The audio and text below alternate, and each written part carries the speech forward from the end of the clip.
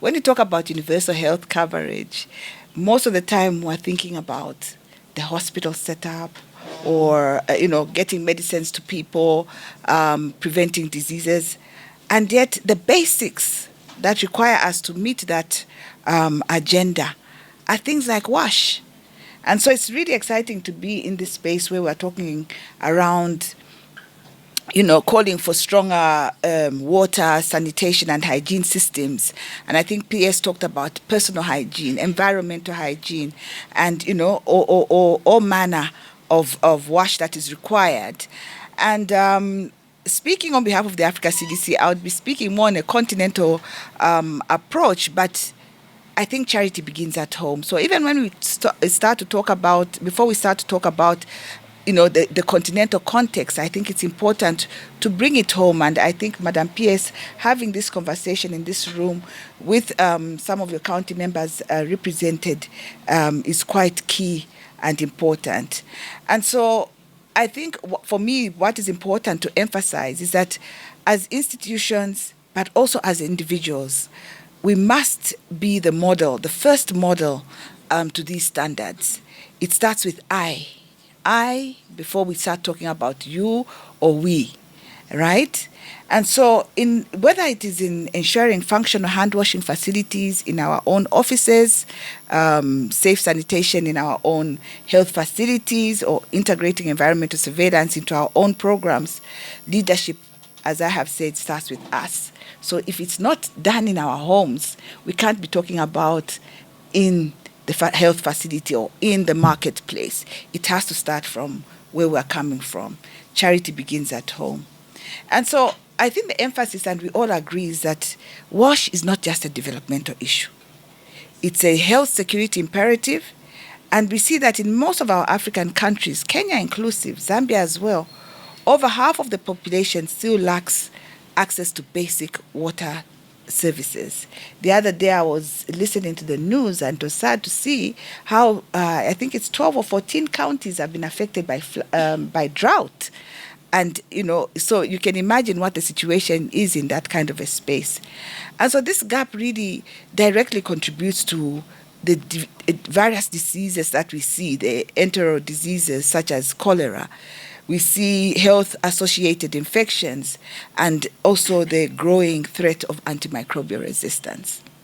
So under the Africa Health Security and Sovereignty Agenda, Africa CDC is integrating WASH into the new public health order, reorganizing that resilient health systems cannot exist without safe water, without sanitation, without environmental hygiene. And so a key pillar is wastewater and environmental surveillance. And I'm happy that my sister here from WHO is here, because I think these are some of the areas that there's a lot of focus on, and we're happy to partner with the Ministry of Health and WHO in some of these spaces, where, there's an important stress around wastewater testing as an early warning system to detect pathogens such as cholera, polio, and other emerging threats, while monitoring AMR. And so this is smart, it's preventive of public health issues, and also helps us manage risks and crises before they come. Another important pillar, Madam PS, is the cholera elimination. And I think we all signed up to say by 2030, there should be no cholera on this continent or even globally.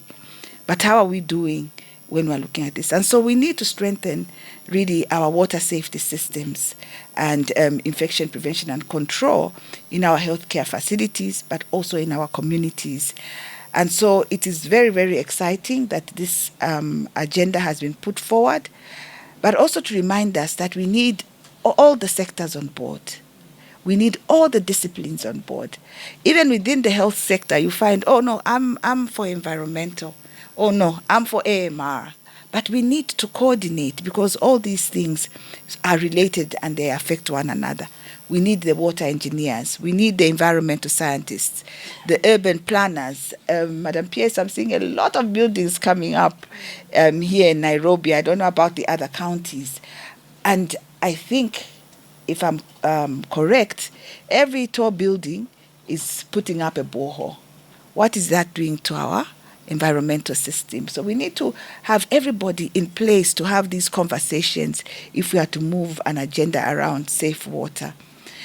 And so for me, what is also important is that we need to have innovative ideas. I think Dr. Nema mentioned that, we are in a space of very limited resources. So how do we do this to ensure that we succeed in our program? We need to have innovative approaches. I think there's a way of ensuring that we have low-cost wastewater testing platforms, which can be adopted to the local context. Solar power is another, innovation that could help manage this aspect. Community-led sanitation models, and I'm happy that we have the WASH teams that are in the community, but also digital tools which they link our data. Data is very important because it informs us and it allows us to make decisions based on the correct information that we have. And so I think my call to all of us here is that we need to be efficient, we need to integrate, and we need to think about smart ways of managing this. And so to all the stakeholders who are in the room, I want to share 3 ideas that we could all commit to. Let us first start by leading by example, starting within our own institutions and even in our own personal spaces. Then work across sectors and disciplines. So I heard so many partners being announced. We need to work together, and also we need to invest in innovative context appropriate solutions that maximize limited solutions.